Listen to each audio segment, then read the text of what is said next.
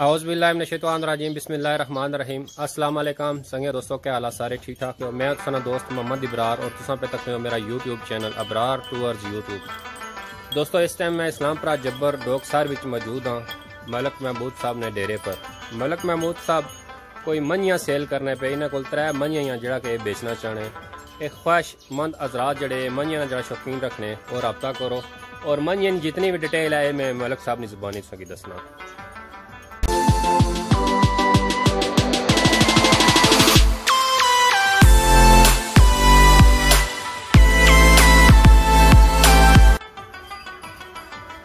पहली मंझ है ए तक जी। मलक साहब दसो इस मंझ की डिटेल। ये जनाब 2 दिन की मंझ सूई मगर कट्टी है। ठीक। पिछले सूए में घर चोई 16-17 किलो दूध चोया। इस टाइम में बोला 12 किलो इसको दूध है। 12 किलो जी 12 किलो। ठीक। दुए सू है। दुआ सू सुई जी। ठीक हो गया। अगली मंझ की डिटेल दो। अगली मंझ भी जनाब ये भी दुआ सू सुई जनाब। पिछला सू घर चोई 14 किलो दूध में चोना रहा। इस टाइम 12 किलो चवाई है मंझी। ठीक ठीक है जी। मगर कट्टी है ये 1.5 महीने की। जबरदस्त हो गया। दूध कितना दसा इसना? दूध 12 किलो। अच्छा मलक साहब इसने गाली रहेगी इसना डिमांड क्या है इस मंझी की? 2,70,000 डिमांड है जनाब। 2 दिन ने सुई भी 10-11 किलो 12 किलो बोला है इस टाइम। 2,70,000 रुपया डिमांड है। 2,70,000 इस मंझी ने जिसने जनाब 2.5 लाख की डिमांड है। 12 किलो चवाई है। 1.5 महीने की दुए सू है ये भी। इस पिछला सू में खुद चौंगे था। ठीक है फर्स्ट क्लास। ठीक हो गया। वो 3 मंझ दसो जी। 3 मंझ आ गई जनाब। 4 महीने की सुई भी बच्चे दसे जा सारियां ने। ये मंझ 4 महीने की सुई जनाब। ये नवी भी होगी अज हफ्ता हो गया। 4 महीने सुई 8-9 किलो चवाई है मंझी की मगर कटी है। इस मंझी की क्या डिमांड है? इस मंझी 2 लाख रुपया डिमांड। 2 लाख रुपया। कितना सूस हुई भी? ये जनाब दुए सू है। ये सू नवे। ठीक हो गया।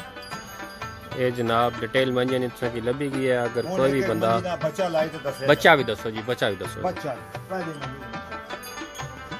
मंझी क्या आनो ये इस मंझी ने बच्चा जी। ये कितने महीना ना?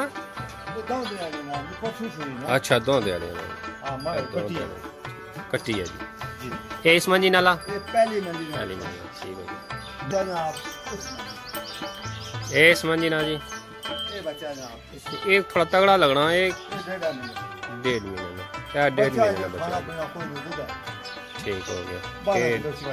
दूसरी मंझी ना बच्चा जी। इसने डिमांड करता है इसने 2.5 लाख। ठीक। 3 मंझी ने बचा जी। 3 मंझी ने बचा। ठीक। इसने क्या डिमांड है? इसने डिमांड आप 2 लाख रुपया है। जिस मंझी ने बचा जी इसकी डिमांड 2 लाख रुपया कट्टी है। मंझ है जेडी 8-9 किलो चवाई है मंझी की। ठीक। मंझी ने बचा तो सामने मंझी नवी लेने बहुत अच्छी मंझ है। लेने बहुत अच्छी मंझ है। जबरदस्त। यानी जेड़ा भावे मर्द पे जाए भावे औरत पे जाए। जबरदस्त।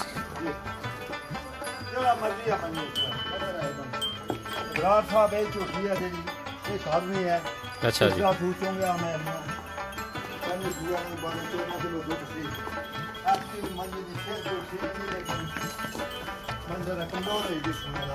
ठीक।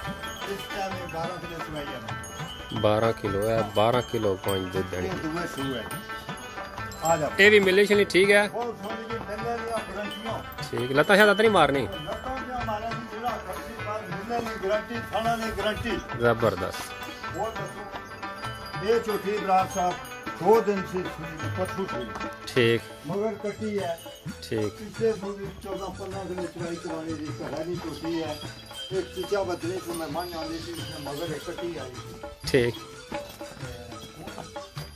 प्रोग्राम है बनया के एक तो अपनी सेहत नहीं ठीक।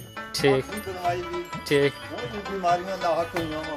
ठीक। यानी कि काम क्लोज करने पे तो सब क्लोज करने 1-2 महीना रखना जनाब कर रहा वास्ते। ठीक। अच्छा जेडी तुसा डिमांड दसी है मंजनी कोई मौके पर कोई प्यार मोहब्बत हो जासी? ठीक। जबरदस्त।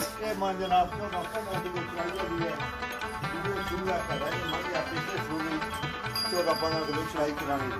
जबरदस्त। इस टाइम छोटी पौधा 10 किलो 10 किलो।